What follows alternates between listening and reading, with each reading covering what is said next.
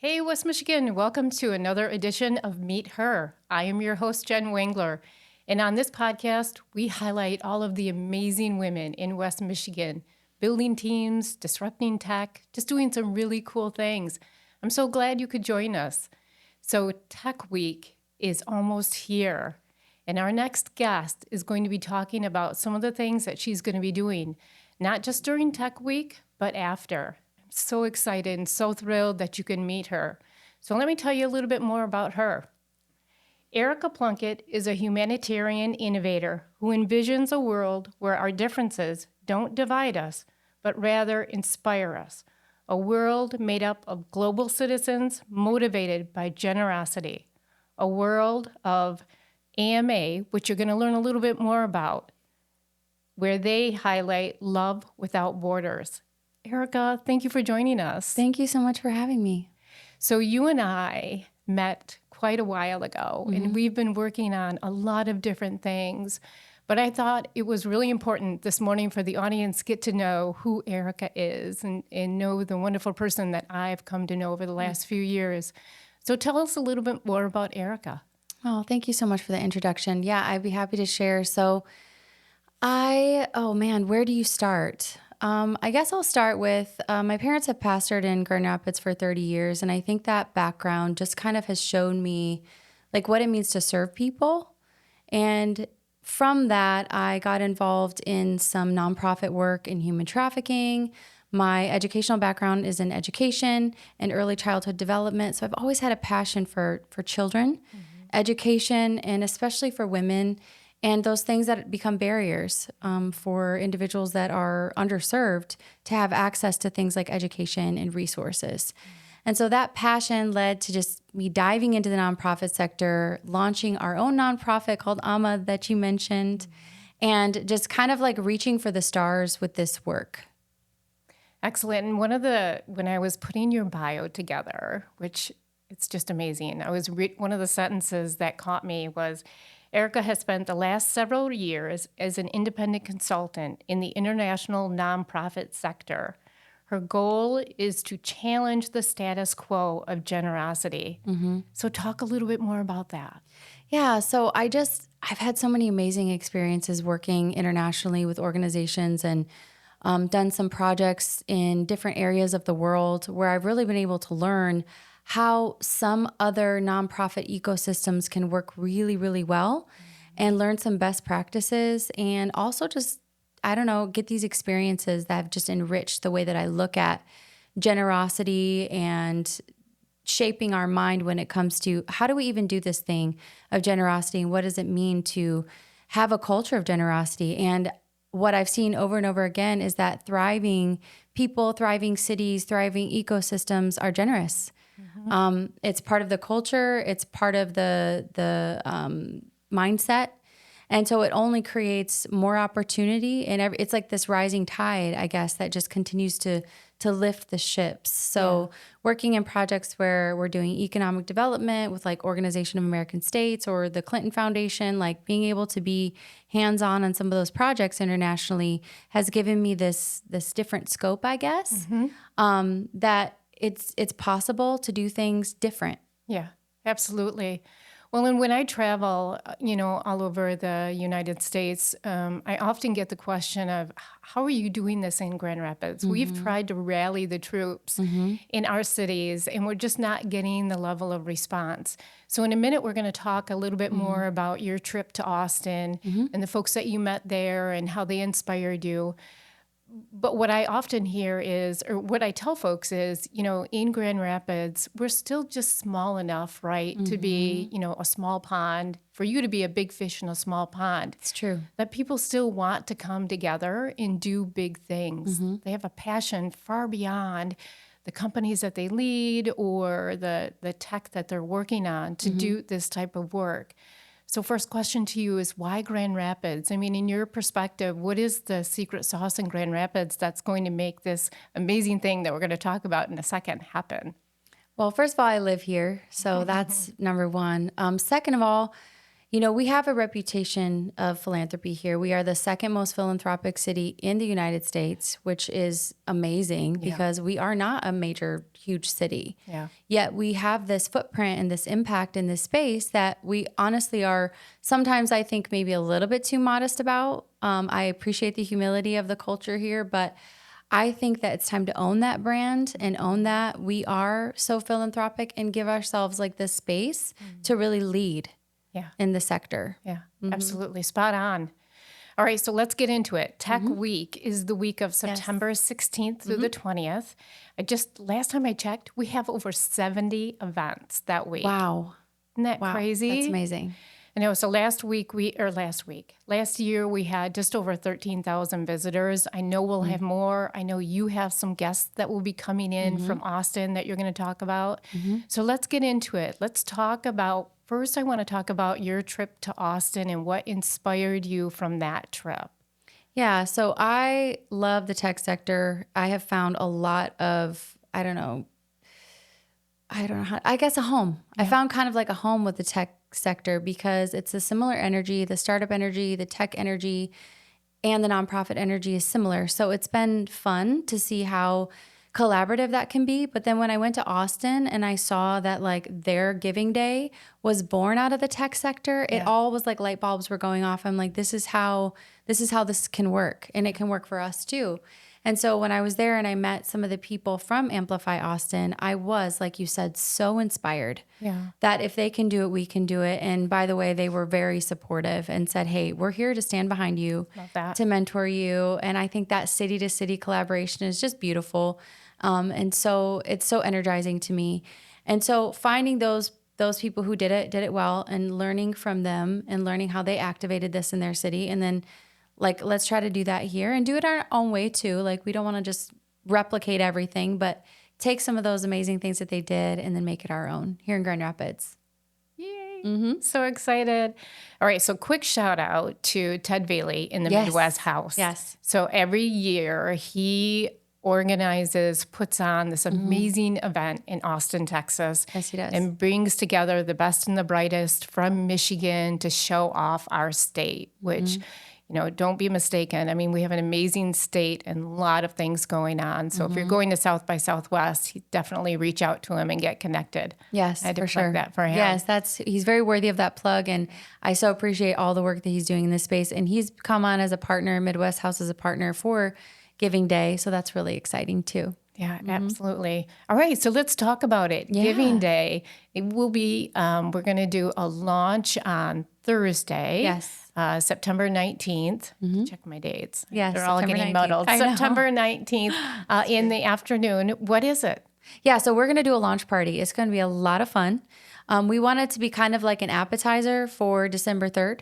So it will be, people will get to come and learn more. We've kind of laid some breadcrumbs out of what is Giving Day. Like I was on a call this morning and they're like, we got like 5 emails from 5 different people asking us about Giving Day. We're wanting to know, what is it? Yay! And so it's exciting that we haven't gone public with it, but it's getting out there. People are hearing about it. So we're going to kind of give some more crystallization to what it is, share all about it. And we have a special guest from Austin. So Amplify Austin was launched by 7 amazing women who raised $10 million in 24 hours. And one of those women is coming to speak to us and be a part of this launch party on September 19th. So we're really excited, 3:30 to 5:30 over at Arts Marketplace in Studio Park. And then Jamie Dione is also going to be speaking. She's the CEO or the chair of Arts Marketplace. So we're going to be talking about all things philanthropreneurship, integrating tech and philanthropy, and we're going to be introducing new technology, which we're really excited about. That is going to stay a secret until that day. And even I don't know. Even you don't know. And we're also going to be announcing the 50 nonprofits that will be supporting through Giving Day this year. So that's really exciting. So it's going to be a lot of learning, community. We're inviting everybody that's involved, and we just want to make it really, really exciting. DJ, food, drinks, all the things. A lot of fun, but a lot of meaningful conversations and networking. I love that. And before we get into what Giving Day is, tell the audience a little bit more about how they can get connected for the launch party, where to go to register for that, and then talk a little bit about the prize. Yeah, go to Tech Week GR to sign up. You can follow the link there. We're on the events page, and it's the Grand Rapids Giving Day or GR Giving Day launch party. So just register there. That's how you can do that. And then, yeah, that's how to register. Okay, excellent. And then there's a prize, right? So we do have a prize, but that is going to be introduced. What that's going to be, we have someone from Fifth Third Bank who's sponsoring this social enterprise pitch, and then we're going to be introduced to what is the social enterprise pitch, how to get involved, how to sign up for that, and then we'll learn more about what that prize is going to be. Okay. So let's talk more about what Giving Day is. And I love, I was reading a little bit about the bio, and the other thing that resonated with me was the random acts of kindness and how it's not just about that one day, but how you take that in the spirit of that going forward throughout the entire year. Yeah. So tell us a little bit more about what Giving Day is. So obviously, I love generosity. I love community, all the things. And I've always ran Giving Tuesday campaigns, and I get energized by it. I think it's fun. I like the challenge of it. So I've had different experiences through the years with partners, and we always send a picture at the end of the night, like we're just dead from working so hard on Giving Tuesday.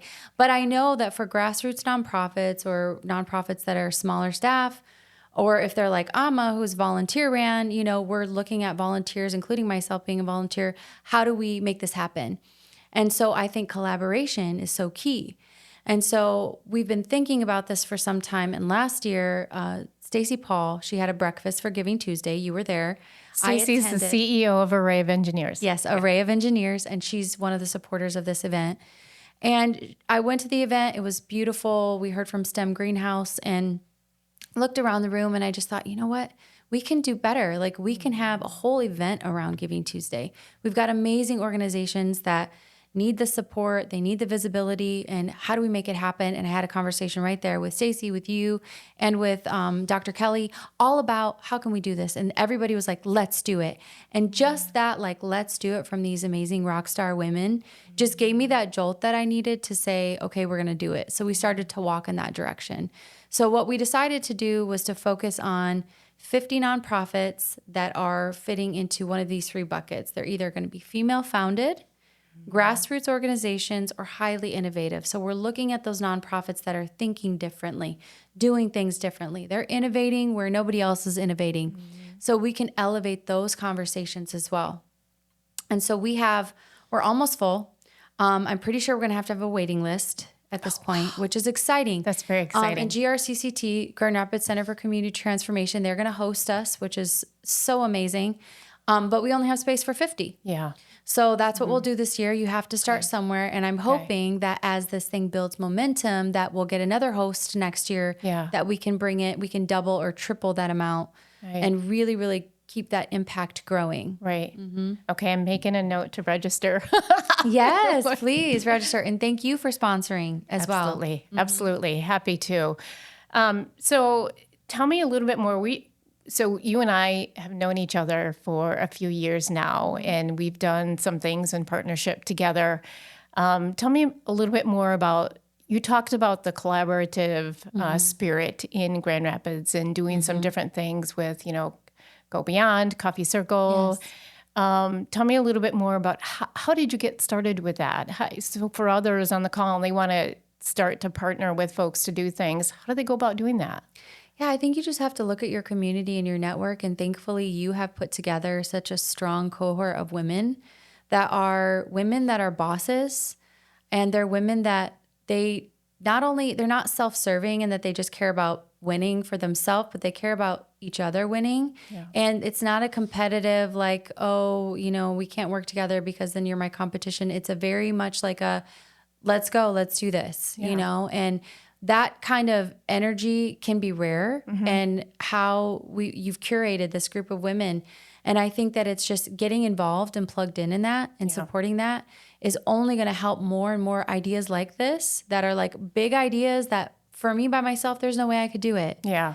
But knowing that there's this group of women behind me and then others that are continuing to come in and get involved, I think that's where you start. You start with your community, your network, and thankfully what you've built is so strong that we can do that. Yeah. Oh, grateful for all of you, right? The network is nothing without the people that that have a passion for it. Yeah.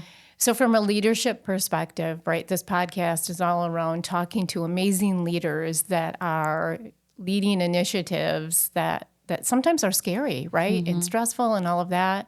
So let's get real and talk a little bit about that. I know what drives you. I mean, your passion really is all of those nonprofit leaders that are trying to do work that's really hard. And so that touches your heart. And so you go out and then you rally the support and the people to help them move forward. But from a personal perspective, from a leadership perspective, talk a little bit more about, how you've done that and the challenges that you face and how you overcome those.